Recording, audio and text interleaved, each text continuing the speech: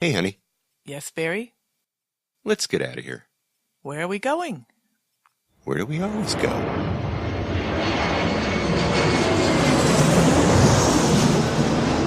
Fascina el viento, este ritmo de palmas, sin mi naturaleza, hasta encontrar la playa.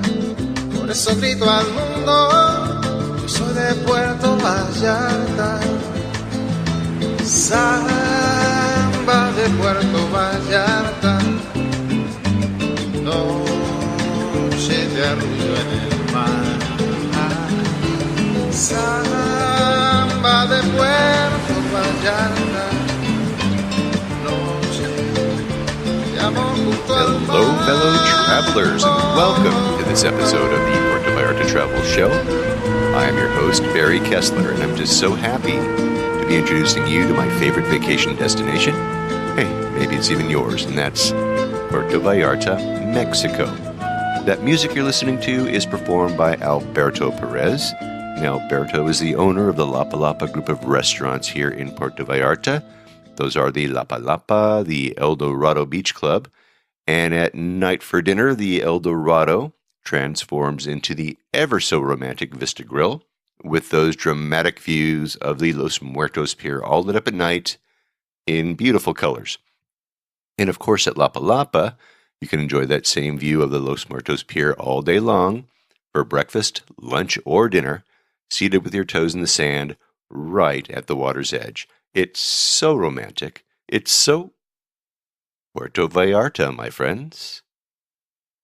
This week, I have an incredibly special guest. Her name is Melissa Canez, and Melissa runs a place called Corazón de Niña here in Puerto Vallarta, and it is an orphanage. It's, her story is going to rock your world. I'm going to tell you that right now. But before we get to that story, let's see what's happening in Puerto Vallarta this week, the 7th of February, 2018.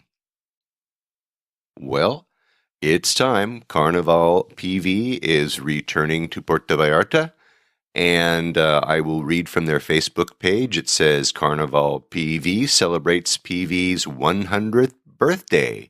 Gather your masks and friends and get ready for Carnival PV. On February 13th, the annual parade celebrating Mardi Gras will begin at 8 p.m. in the hotel zone and proceed through the world-famous Malecon to the Los Muertos Pier.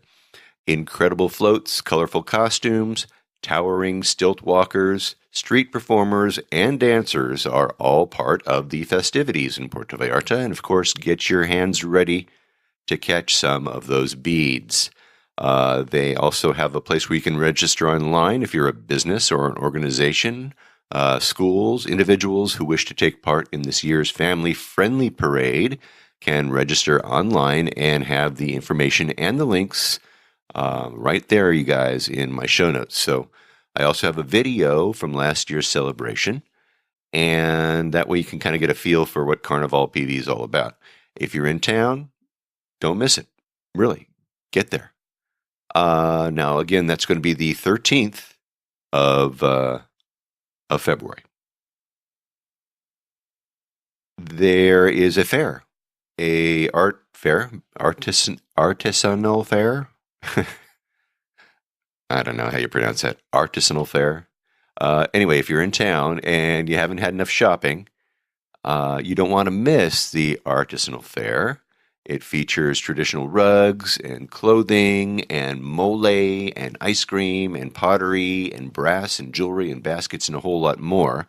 It is set up in the big tents, big, huge tents on the side of the main highway, north across from Soriana, just before you get to Walmart. It's 3 weekends long, and it ends February the 20th. So you'll see it if you're driving down Highway 200. It's right, it's right there, right off the road. You'll be able to see it there. And what the heck, shop till you drop, guys. Get on out there. They've got all kinds of things from all different states. There's going to be over 200 different vendors out there showing their stuff. So really, it sounds like a lot of fun. I got a review here to read.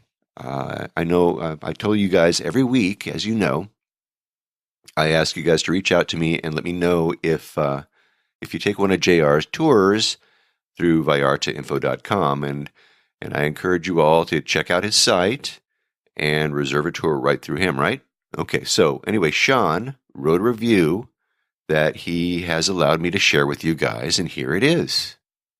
It reads, a review of a Zipline tour I recently did last week.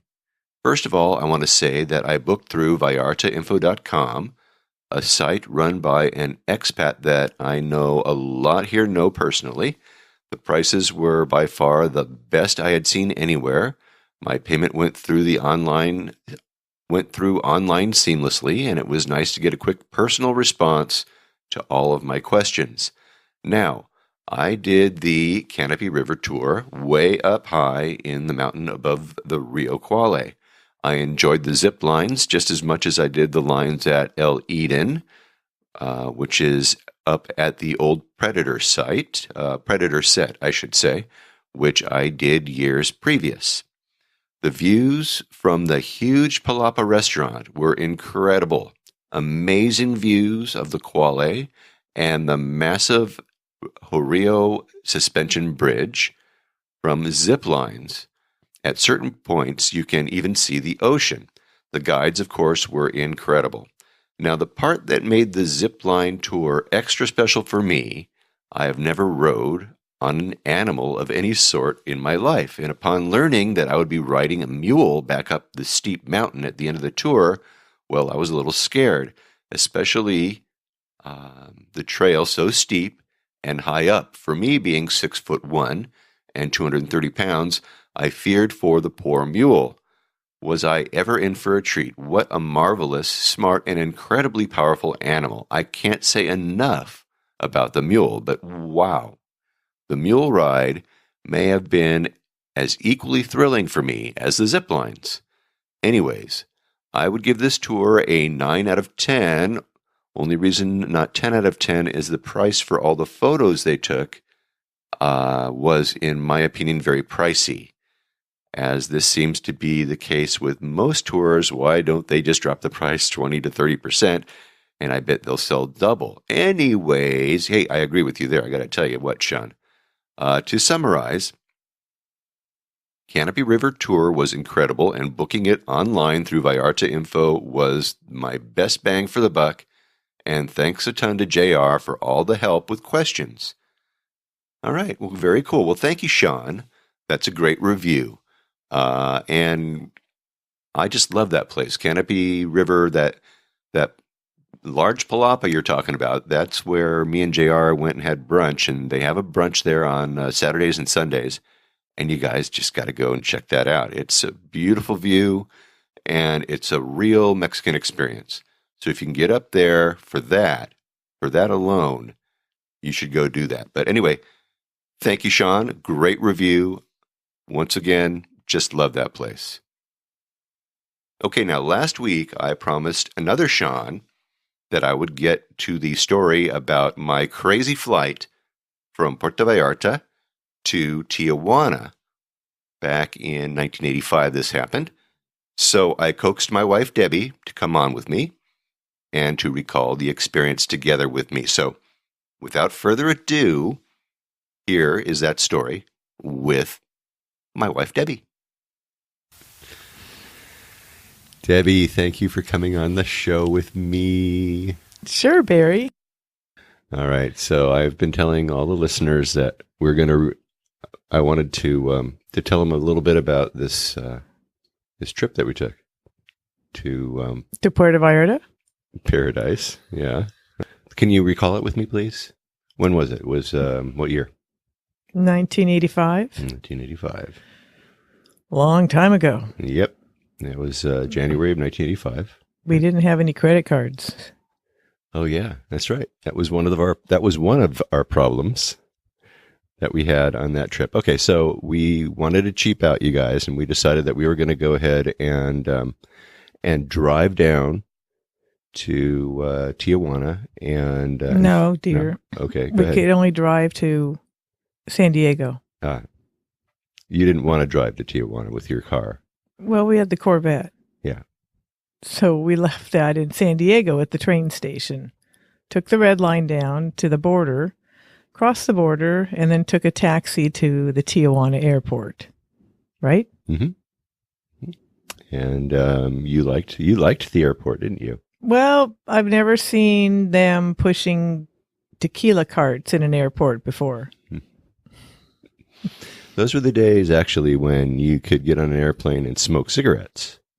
And probably drink more tequila, right? Yeah, that's probably true, too.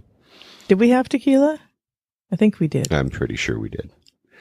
All right, so that flight from Tijuana to Puerto Vallarta was pretty... There was nothing going on there, right? No, we had tequila. All right.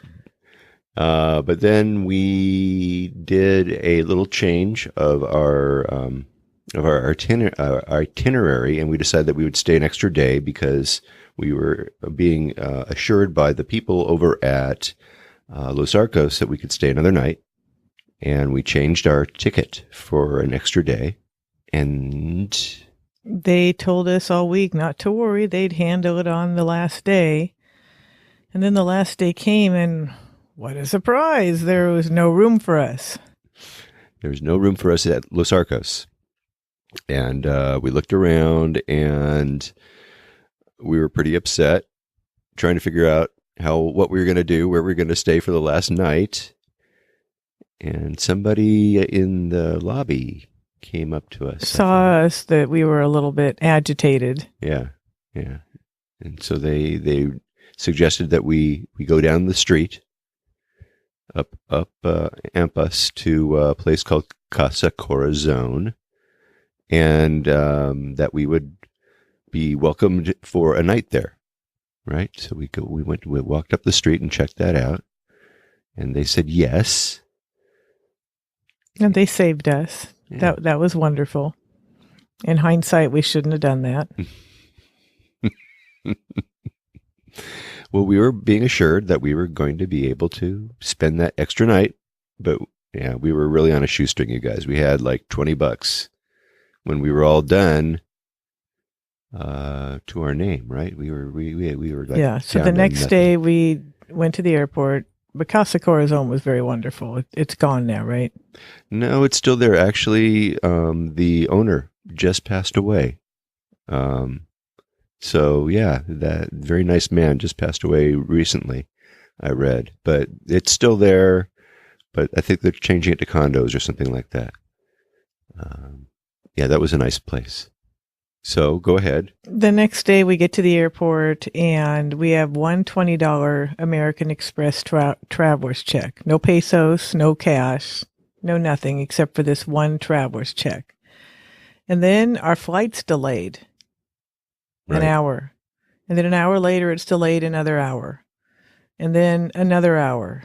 And it was delayed all day long. Yeah, it was like 4 hours, I think. It was. I wanted a late. Pepsi. We didn't have enough money to buy a Pepsi. He wouldn't let me have a Pepsi. I just wanted a soda. Oh yeah, I was bad. I was very mean. I was mean. All right, so the plane got there 4 hours late, and we boarded the plane, and It was packed. yeah, it was, and everybody nobody was happy. I don't think anybody was happy sitting around waiting. This was an Aeromexico flight. That's right, because we had all been in the air. It was hot. It was sticky. Mm-hmm. I don't know if anybody else ran out of money. Like we did. All right, so we get on the plane, and everything is fine, and we're approaching the airport. It's dark. It's dark, right? It's night. Because it's not supposed to be nighttime probably, but we've been waiting for so long. That's right. It was really dark. Yeah.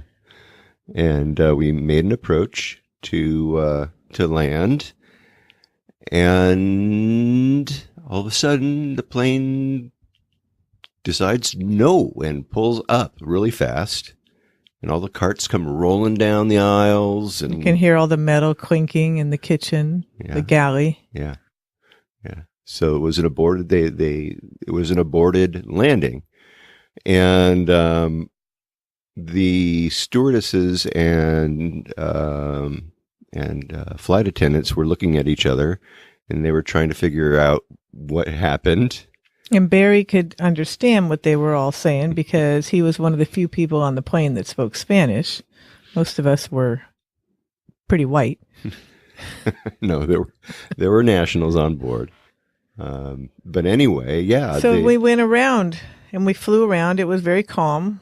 We flew around a little while the pilot decided to figure out what to do. The airport was closed. It was fogged out. And the pilot had no idea. And when they were making the landing, I guess at that time there was no nothing was done by controls. It was all done by sight. There was no other way to land that plane. Instrument landings. So yeah, he brought it up and came back around. And they all talked about it, decided what they're going to do, and we tried again. Yeah, so we kept going down, waiting for the clouds to clear, and they never did. And then he pulled it back up again. Right. By that time, everybody is getting a little bit nervous. Is that when they started pulling out the tequila? Yeah. Oh, yeah. They all took their seatbelts off and got the tequila out of the overhead cabins. Mm-hmm. Yeah, people were figuring that this was going to be their last flight. So out comes the tequila out of everybody's carry-on luggage. And people were getting drunk. And whenever he pulled up and made another circle around, it took a little time. It was about 15 minutes for him to pull up and then reposition and then try again. So he came down for the third time. So this time he turns all the cabin lights off. Yeah. Because he thinks maybe he can see better if it's dark inside. So now it's dark. And he turns on the music in the plane, and just the most perfect song was playing. It's impossible. You want to sing it, Barry? It's impossible. Yeah, I can't sing it. I don't know the words to it. All I can say is that was so apropos. So he comes down and he's making his final approach. Got all the lights off. We're listening to It's Impossible, trying to figure out if we're going to live. And then I reach over to hold Barry's hand, and his palm is like dripping wet because he can hear the stewardesses. They had no confidence in this pilot. No, they're horrified. So my husband's horrified too. It was scary, you guys. I mean, it was... Anyway, he took his third swipe and aborted as well. And then he said the best thing ever. We're going to San Diego. Yeah. And we were all so happy. So he flies through and lands the plane in San Diego. Which is hard. Yeah, lands it in Lindbergh Field. Because you have to go over all these buildings before the landing strip. Yeah, if you've never landed at Lindbergh Field, you guys, you've never it's a great experience. It's really a quick drop, but he does it the first try. He did it. Yeah. As a matter of fact, he did. But the Odyssey was not over yet, folks, because even though we were in San Diego and we were on U.S. soil, we were in an international flight, and they didn't want us to get off the plane. And so they had another plan. And the plan was to take the people that had been waiting for our plane to arrive in Tijuana, because there was another flight that was going to go from Tijuana back down to Puerto Vallarta that night. And they were waiting for us. Well, it was supposed to be in the afternoon, not nighttime. Right. Oh, yeah. They've been waiting, too. They weren't happy either. And they probably had lots of tequila, too. Huh? More than likely, if they were sitting in that airport, they did. So the plan was to take these people from Tijuana in a bus up to Lindbergh Field. They were going to drive the bus up to the plane. They were going to take the people and load them on the front of the plane, and they were going to take us off the back of the plane, put us onto the bus with our luggage, and then drive us back down to Tijuana, to the airport, where we would be then, I guess, processed back through immigration, and then we could go home. And it was getting late. It was already like 11 by now. After the delay in Puerto Vallarta, and then the 3 attempts to land, and then the final landing in San Diego, it's dark. It's in the middle of the night. It's 10 or 11 by now. Yeah, it was late. So our plans, we have $20 in our pocket, and our plans have basically melted away. Our plan, of course, was to land and hop in a cab, and then take a cab to the border, and then we were going to take the little red car. They have a little red line, a little trolley that was going to take us back to where we had our car parked up at the train station in San Diego. So that whole plan was melting away because that trolley stopped running at 9 o'clock at night. So we knew we weren't going to get on that. However, we were in San Diego, but we also had a little issue because there were people on the plane that did not want to play this game. And we didn't particularly want to play either because we're pretty close to our car right now. Oh, yeah. We don't have to worry about the red line or taking the taxi from the Tijuana airport to the border. None of that because we're right there. So we really don't want to go back to Tijuana. No, we didn't. But we're not supposed to be here. No. So anyway, the people that were really drunk... All of a sudden, they having a sit out on the tarmac out there. Yeah, they said, no, we're not going to go. And so they said, we're U.S. citizens. We aren't going. And they sat down on the tarmac and said, we're not leaving. We're not getting on that bus. We're staying here. We're in America. And so, of course, we're sitting there looking at the clock the whole time thinking, oh, now what? And we had to wait for the police to finally come. But we had like to make a decision on the bus. Do you go with them? Do you go without them? And it was every man for his own. And a lot of people were trying to figure out what to do, if they were going to go join the riot or they're going to start running across the airport out there. Yeah, make a break for it. Hey, that's right. Hey, we're Americans. Here we are. We're free. Anyway, the INS shows up. And the San Diego police show up, and they said to the guys who were sitting on the tarmac, well, you can get on the bus or we'll just arrest you right now. So, surprise, they got on the bus. But then the weirdest thing happened. As we're going towards the border, the bus would stop at a red light, and the door would open. People kept getting out. Didn't we do that? I don't remember that at all. I do. I remember people getting out of the bus. Oh, man. Okay. All right. I don't remember that once. Who's going to keep them on the bus? Oh, I know. Well, there you go. So we got back to Tijuana, and they offloaded us, and they processed us through immigration. And luckily... It was really quiet there, too. Oh, yeah, it was, because there was nobody left. It was closed. There was nobody left. But it was our luck that we ran into a couple that we were playing volleyball with the day before on the beach, and they offered us a ride to our car in San Diego, and they were parked right there at the airport in Tijuana. Otherwise, wow, that would have been... We'd have probably ended up sleeping at the airport and waiting till morning for things to start up again, I guess. All I know is that we drove home, and when we got home... Never again. And laid in bed and thought, oh my God, we just almost died. Never again. We're not flying out of the Tijuana airport again. We're not flying Aeromexico again.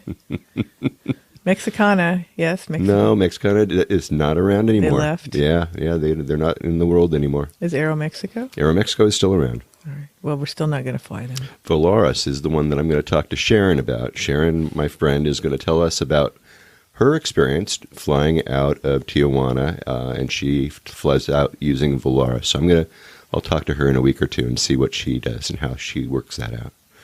Debbie, thanks for coming on. I'm sure it was an anomaly that will stick in our heads, and maybe you should give it another try, Barry. No, I'm not. I won't do it without you. You know that. I wouldn't do that experience again without you. Well, and the tequila doesn't have the same draw anymore for us either, does it? All right. Well, thanks for coming on and saying stuff more than just. Hi, Barry. Where are we going? Yeah, that. Thanks, honey.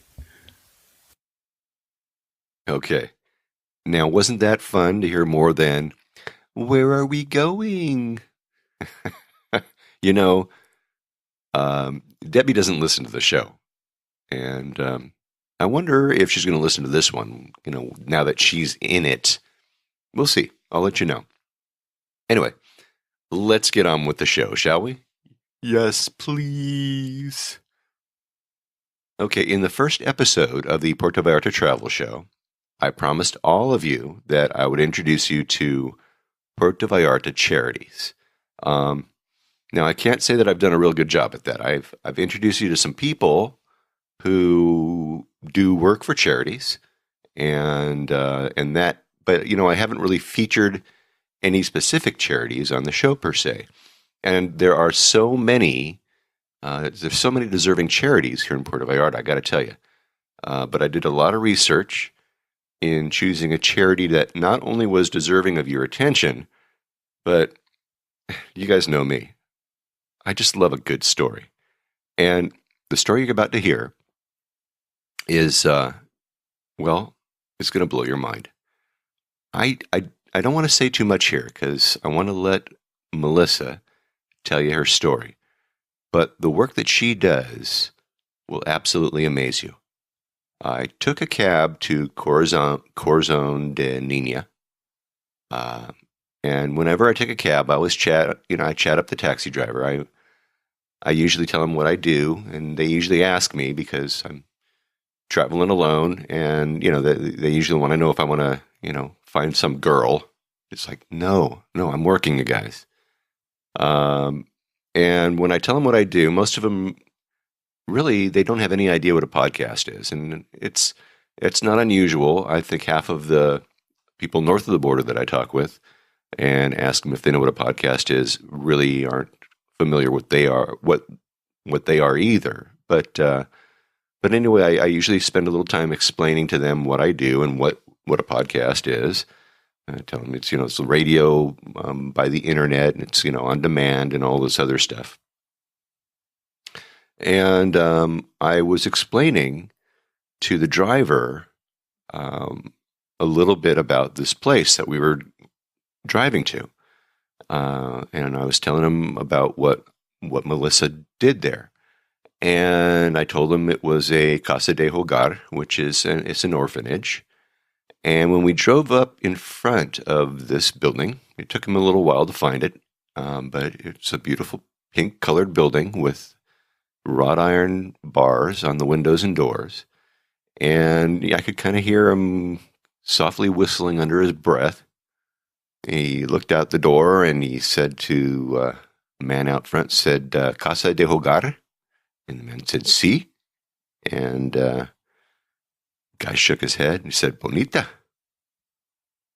And anyway, I couldn't agree more. It was a pretty little building in a very plain kind of a neighborhood. So I paid the man, and I walked to the door where I was asked to wait by the guard while he checked to make sure that I was, being expected. And then I was directed to Melissa's office where I set up my recording equipment. And I had the most remarkable conversation with a true angel on earth. I mean, let's just go right now to Puerto Vallarta, Mexico, San Luis Potosi, number 355 in the Primero de Mayo neighborhood. And let me introduce you guys to this remarkable person, Melissa Canez of Corazón de Niña. Melissa, thank you so much for inviting me to Corazón de Niña.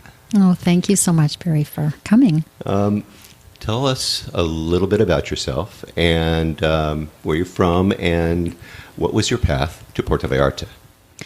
Oh, well, it's an interesting one. I was born in Victoria, BC, Canada, on Vancouver Island. Lived most of my life actually in Vancouver.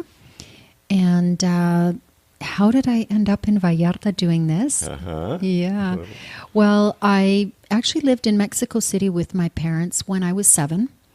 And my dad was a social anthropologist. My mom's a teacher.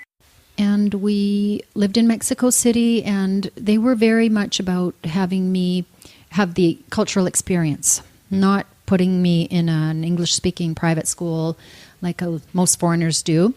They put me in a public school, and I was definitely the only foreigner in.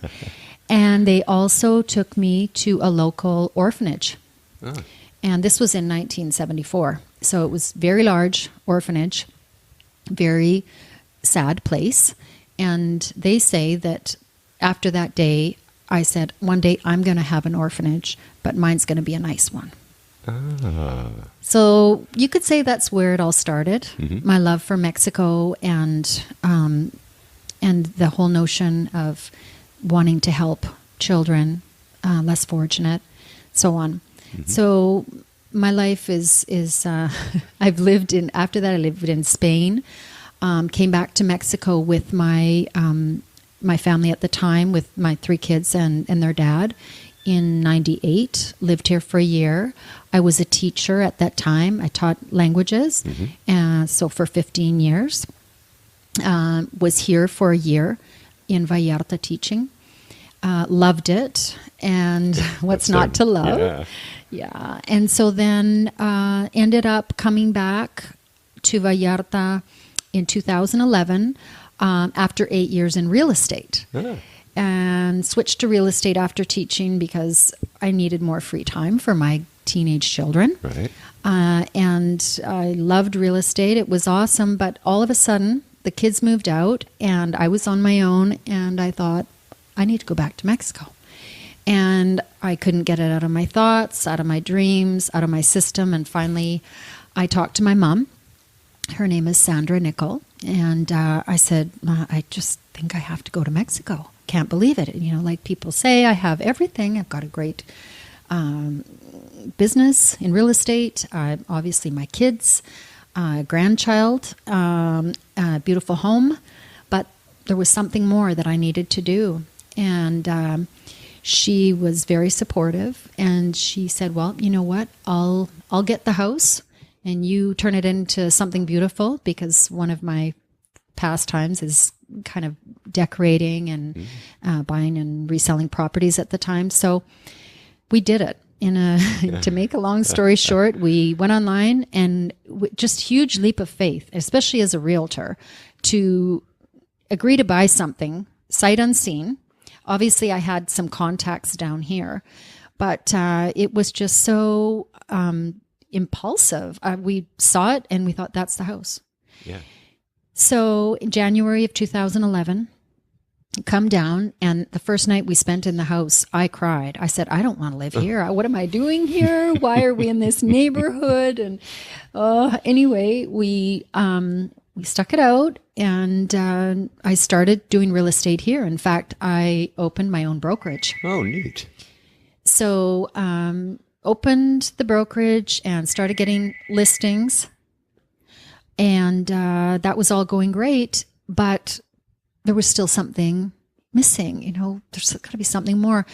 Where can I help? What can I do? I've volunteered all my life at home in Vancouver in different support groups, also at Sunny Hill Hospital for children with disabilities, and helping refugees and all sorts of different things, editing a magazine, a women's magazine, Spanish and English, Latin American women's magazine, Aquelarre. So I'm here and I'm doing the real estate thing, but there must be something more. Well, of course, I managed to be on the rooftop right at the perfect time when the neighbors were having a dispute. And I looked over the rooftop, and here was the father being very violent with his wife and 3 little girls. Mm. Oh.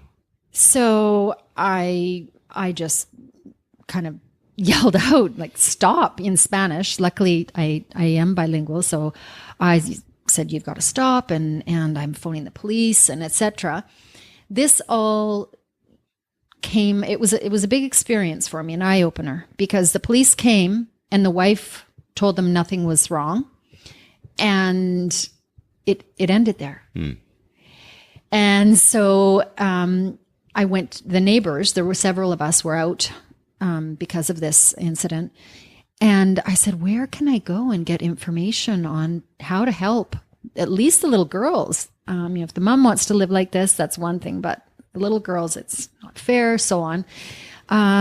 So they took me to a local orphanage that was very close by, maybe 7 blocks away. Oh, wow. Surprise, surprise. You had no idea. Right.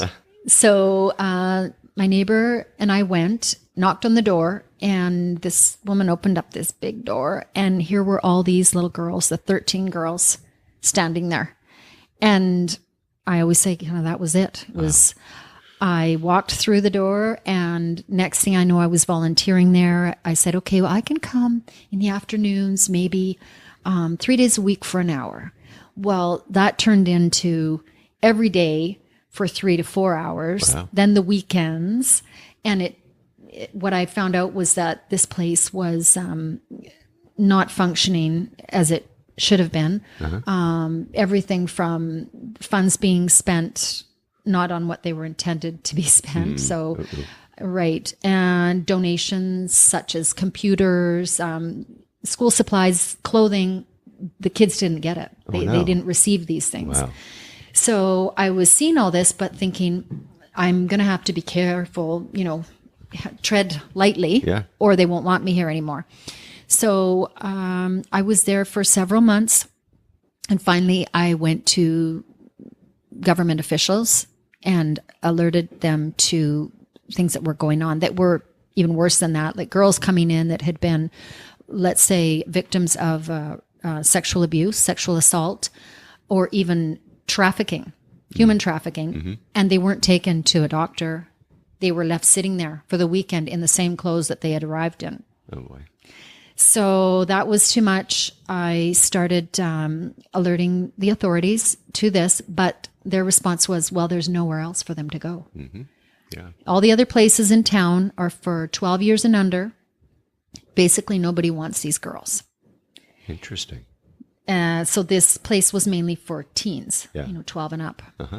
So we went through several weeks of conversations back and forth, and finally what happened is they went and interviewed the girls, which I was pressuring them to do because I said, don't take my word for it, talk to them firsthand. So they did it. They interviewed them all. They've contacted me and said that every one of them had the same story, and every one of them said they wanted to live with me. Wow. And even I was surprised. I said, every one of them? Every one of them. Some of them I didn't think really liked me. And they said, no, they do. They trust you. And I said, but am I qualified to do this? You don't know me. I mean, in Canada, this wouldn't happen. Right, sure. And they said, well, if you're at all willing to consider it, we will begin a process of screening and investigating everything about you. And then we'll let you know if it's possible. So they did. Okay. And one day they came to the door, and all 13 girls ran through. And they've been here ever since. Well, some of them have left. Some have moved on. But ever since then, we've had this foundation. Fantastic. So it's the 13 girls. That's kind of your capacity here. It's what you can handle. No, that's what we started with. But when people heard about us, this is getting better. Guess what? Everybody wanted to come here. So we had kids from other places that weren't thriving, and so government officials were asking if we could take those girls. Being that we kind of started out by specializing in teenage girls, we ended up getting them from other places where they didn't really want to have teens. So it was, could you help us by, allowing us to relocate this child? And it went from there. Then at that time we only had girls, but then we realized a lot of them had brothers. Sure. So our priority was to reunite siblings. I mean, if that's all you have is that one little brother, it's that missing piece, and it helps you heal and move forward. So we had to go through quite a bit to add the second house next door. Right, because you keep them separate, yes? Yeah. Okay. As our boys' home. So that's what we did. And we now have 26 girls and 22 boys. Oh, my. Wow. So are they in kind of a dormitory situation? How are they living? Well, they have dormitories upstairs, and downstairs it's a family home. So they have living, dining. We have big kitchen, very big. It was very small in the beginning, Yeah, I bet. and very rustic. But they do have areas for different. We have our school. We actually just last year opened our own Corazón school. Wow. And that's at the front of the house. And there's 2 large classrooms with all the equipment. Thankfully, there were people that were very excited to help with this. And it's made a big difference having that school in-house, because you can imagine what it's like to get 30 kids off to school at the same time. Right. We have a pickup and a 12-passenger van, and they all have to fit, and all their lunches, etc. Yeah. So we did that up until last year, and then we managed to open our own school with teachers, and they have English 2 hours a day. Nice. They have computer class, sewing class, physical education, clay, painting. They have a lot. Carpentry. Neat. So Yeah. you're getting them ready for the real world, Yes. and you're rescuing them from what I would consider very bad situations in many cases. And so where do you get your funding? Funding is from mainly 95% foreigners. Foreigners who either live here or come down for part of the year. We're starting to make contacts with different organizations in Canada and the US that are becoming involved. But it's mainly foreigners who, we have a GEM program, which we started with in the beginning. It's GEM, meaning standing for Give Every Month, GEM. That has become the foundation. It's wonderful. I mean, some people give $25 a month. Some people give $1,000 a month. That has really made it possible, that monthly support. Yeah. We do have some projects to become self-sustaining. This is in 2016. We kind of launched this whole Corazón Sustentable, and we opened our own tortilleria. It's flour tortillas, and our youth they're young adults. They're in university, because we do have 6 in university. Wow. Yeah, Really? yeah. They stay on until they're ready And to this fly. is in Vallarta, the University of... All different universities, ones. because it depends what they're studying. So Right. we have one going into dentistry, we have culinary arts, fine arts, business administration, social work, and teaching. A lot of careers. That's incredible. So Yeah. you're just taking these people and just getting them ready for life, and not only that, but you're getting them prepared for a really good life. You know. That's what we want for them, and maybe the hardest part is helping them believe that they deserve to have a good life. Yeah. They don't. It's interesting. Culture here is a little different, and it still has that aspect to it that if you were kind of born in an underprivileged situation, that's just your cross to bear, and that's the way it is. You're not going to go any further. It's not like we have the way we see things at home, a little bit more about if you work hard, you can achieve anything. And if you have faith and you believe in yourself and you're loved and supported, you can achieve anything. But in Mexico, that's not kind of the general idea. It's more, if you were underprivileged, well, that's unfortunate, but that's just the way it is. And these kids have learned that they can do it. They can, first of all, have dreams. And then guess what? You can make them come true. And you can make mistakes. You can fall down. And we still love you. Yeah. And you can stay here until you're ready to fly. You don't need to go. And we don't want you to go before, because it wouldn't be successful. Why would we invest all this time, effort, energy, funds that are raised, and then push you out the door when you're not ready? So it's really, really, it's so exciting when, first of all, they graduate from high school. And I have all the photos over there in the mantle.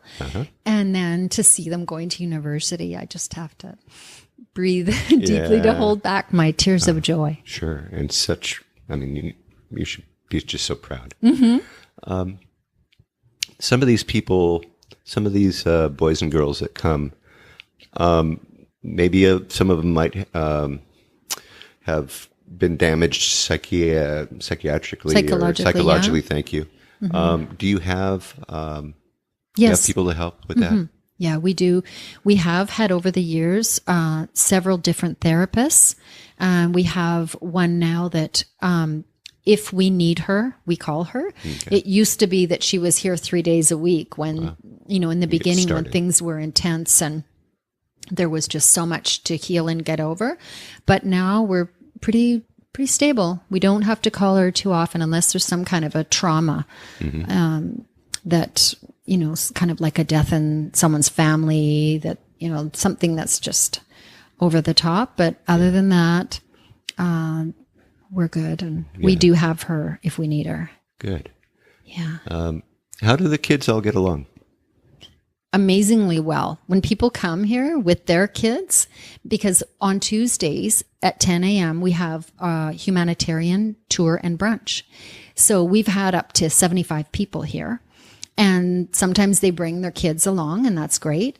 And they can't believe how our kids get along. And then they tour the house, they see their bedrooms and they're neat and tidy. And I say, well, you know what? It has to be cleaned up before breakfast. It's just the way it is. And they observe that the kids are very, they interact easily. They're not overly shy or afraid to, they all shake your hand, and they're learning English, and they love to practice and kind of, get a conversation going. Once they're here, are they allowed to come and go in and out of here as they please, or do you like to keep them here? Well, unless they're adults, and the adults, the 18 and up, they can say, well, I'd like to go shopping, or I'd like to go to a movie or something. And that's fine. The fact is they don't do it. They don't ask. We have so many things going on here. They have dance classes, the older kids. They go to a group, a youth group, on Friday nights. They have soccer. We go to church. They really enjoy that. So honestly, they don't ask. It's very rare, but they can go. Are you sure they're teenagers? Yeah. Okay. They are so unlike the average teenager today, really. Yeah. But the kids in general, no. Nobody leaves unless they're accompanied. We do have several cases here where we could say the person who caused them some kind of harm is still at large. And Mexico has really great laws, but they're very rarely imposed. So in several cases, there are people out there that we don't want them in contact with. We do have security for that reason as well, just to screen people at the door. Yeah, they did a good job, by the way. Oh, good. Yeah, they did. Good. They shook me down. They emptied my bag. No, I'm kidding. Yeah, well. But he wanted to know who I was, and I'm not in a suit and tie today, as you can see. What's Vallarta? Yeah. Well, Relaxed. That's it. Exactly right. If I got to work, this is what I'm going to be working in. Yeah. When you do take them out, you said you had a van and a truck. That's kind of what you do. You kind of go out and maybe on a day trip or something like that. Do you do anything like that? Oh, yeah. Well, we love to go to the beach. We always plant ourselves down in front of La Palapa because Nice. La Palapa loves Corazón de Niña and I vice love versa. La Palapa. Yes. Yeah. And so we do that quite often. For example, this Sunday we have an invitation to go whale watching with Vallarta Adventures. Nice. They've invited us. And a couple of weekends ago, we had a beautiful breakfast at Los Arcos restaurant, the buffet. A very good friend invited us for breakfast there, the whole family, Edwin Glickman. Nice. And this is an annual event, and he's a darling. He's from Chicago. And he invited us, and we had a great time. And then after, they went swimming. So we do a lot of different things with them. Juan will take them hiking, like take half the group and go hiking, and or go to the movies. They go often to the movies. People are very generous. At times they'll give us movie passes and so on. So actually the Marriott Hotel invited us to watch the movie Coco. Oh, Yeah, that But was- How'd that go over? Oh, they loved it. It was such a wonderful movie. Did Great you movie. see it? Oh, Have yeah. you It's seen a it? great movie. Yeah. So that was awesome. So we try to create a lot of beautiful memories, and we enjoy it. We're with them, so we're having fun too. Yeah. Yeah. So what kind of fundraisers do you do? Fundraisers. Or do you? We do. I mean, obviously, you've got to be raising funds. What does it cost to keep this place running monthly? Can you tell me?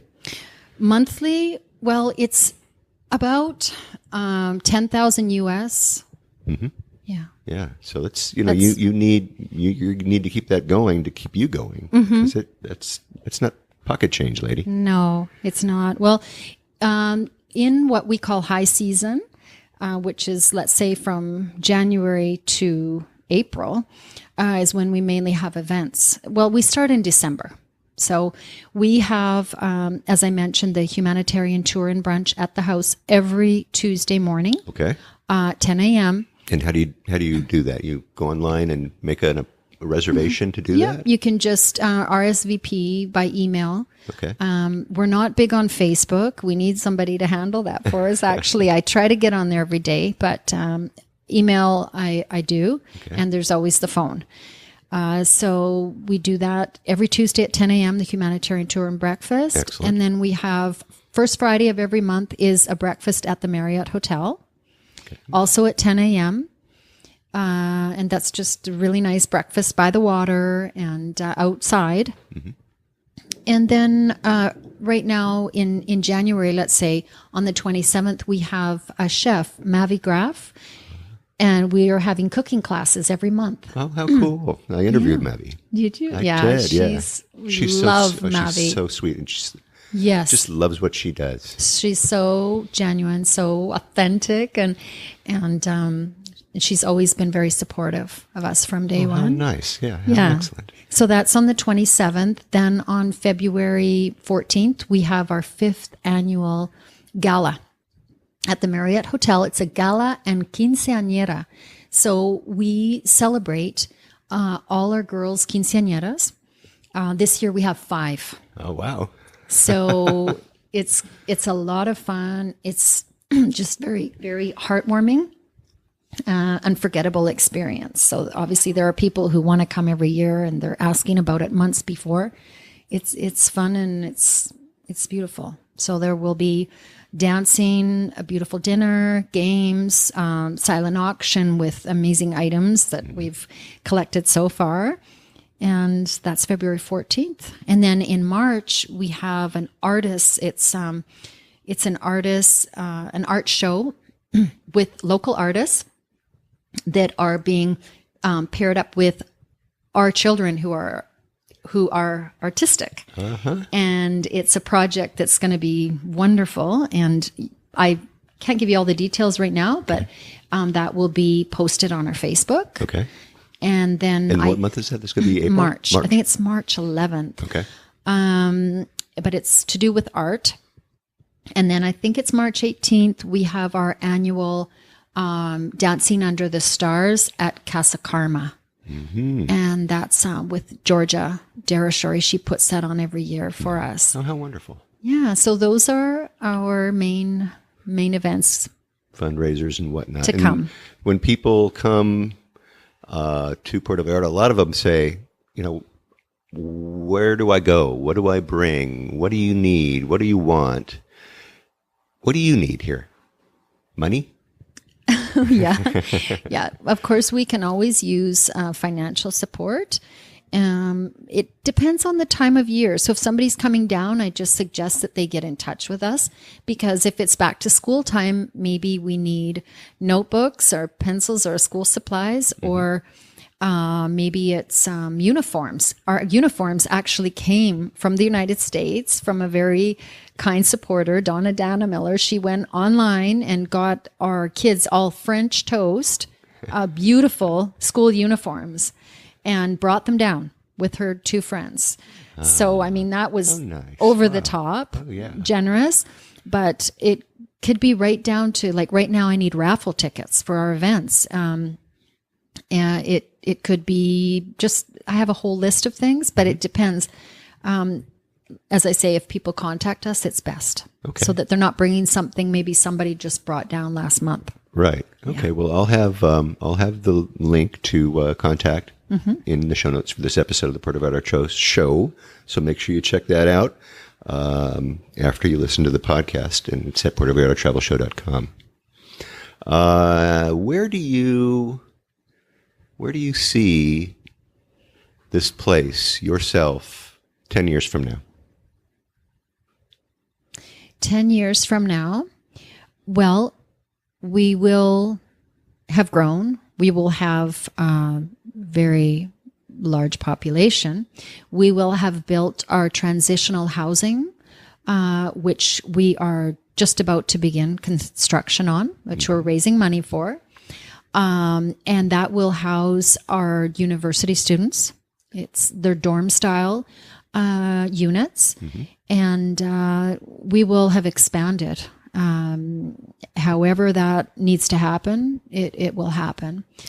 So you're looking out for, once again, you're looking out for those kids, adults now, who maybe aren't ready to go out that door. That's right. And that's why you're doing these dormitories. That's right. Yeah. And the thing is, they are part of this family. They are part of our team. They all have a very important role to play here. They go to university every day, but they come home and they're just very enthusiastic and, jump in the shower, get changed, and get doing what they need to do here. And they're still offering to do something more. They're very grateful. They're very committed. And they know how much we care about them and their futures, and it shows. And are they so lucky to be here and to have made that decision to go with you, to end up right in front of your door there? That's right. Yeah. That must have been incredible. Yeah. What an experience. Is there something that I've missed? Is there something that we need to talk about before we say goodbye today? Well, I just would like to, invite people to know more about us. And I'm so grateful to you for giving us this exposure so that people know that we exist, first of all, and maybe they'll take an interest and want to get to know more. And that can begin by, going through the website, getting in touch with us, any further information they would like. We're very transparent. Anybody who is interested in coming and looking at our books, they're here, and we're very open to that. If people are interested in doing fundraising at home, we can provide information for that, support, printed material, whatever they need. But mainly if they would come and see us firsthand, I think that's the key. Once you come and you see, you'll be in love like I was the first day that I came upon that house with those 13 little girls. And hopefully you will decide to make us part of your life, because it's really something so worthwhile. We feel blessed to be able to do this. We feel like we've been given a gift, Juan and I, and we just are happy to do it, and look forward to anything that comes from this opportunity with you. And thank you so much. Oh, absolutely. You know, my listeners are all lovers of Puerto Vallarta. Many of them want to know what they can do and what they can do to help. And so thank you very much. And thank you for allowing me to introduce you and Corazón de Niña to my listeners. I really appreciate it. Okay. Thank you. Take care. Wow. What a woman, right? Just remember what Melissa said, and check with them to see what they might need before you come to Puerto Vallarta. Go to their open house, and by all means, get yourself pledged up for a monthly donation to this really worthy charity. And I have all the links to Corazón de Niña in the show notes. I have some great pictures of the kids and of Melissa and Juan. And really, folks, you got to check this place out and tell your friends about it. Share this episode with them. All right, well, that should do it for this week's episode of the Puerto Vallarta Travel Show. Next week, stay tuned for more on-the-ground reports from Puerto Vallarta, Mexico, with travel tips, great restaurant and excursion ideas, and more. And until then, remember that this is an interactive show where I depend on questions and suggestions about all things Puerto Vallarta. If you think of something that I should be talking about, please reach out to me by clicking on the Contact Us tab and sending us your message.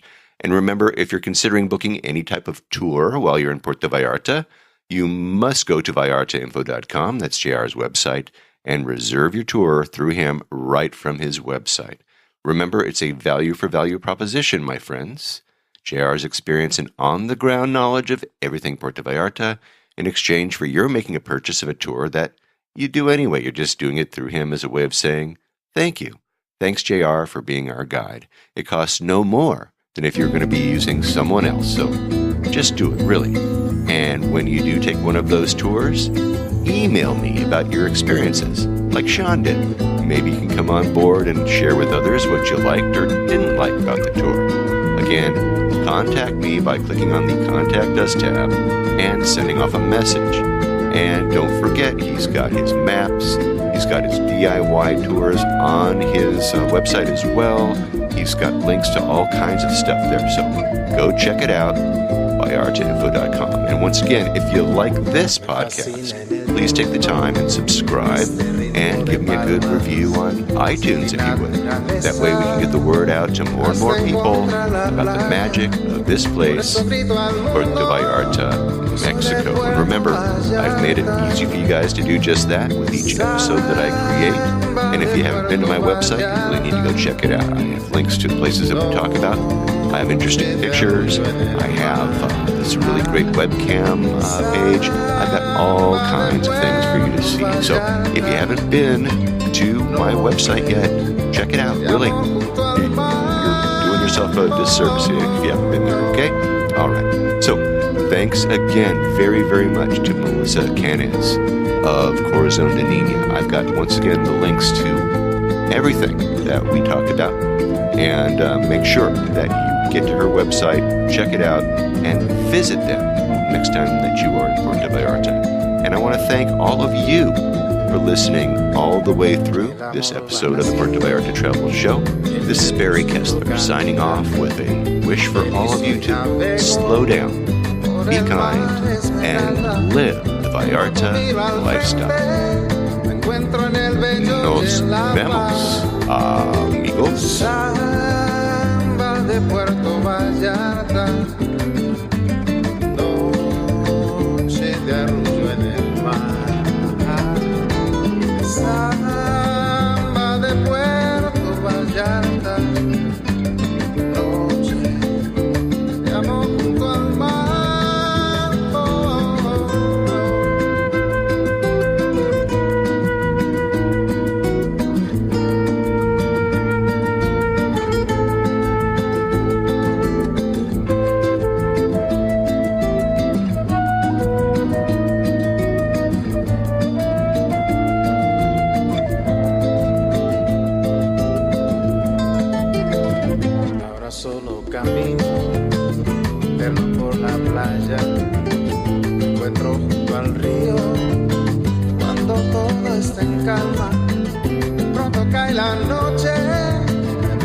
Puerto Vallarta, samba de Puerto Vallarta.